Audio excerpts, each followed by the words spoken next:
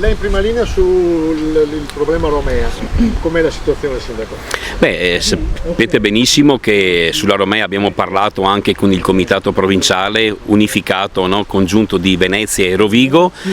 È stato dato mandato praticamente ad ANAS di creare delle alternative, delle varianti all'attuale Romea, e quindi non creare un nuovo tracciato di sana pianta da Mestre fino a Ravenna, ma creare delle alternative, diciamo, che possano togliere il traffico di attraversamento dai centri.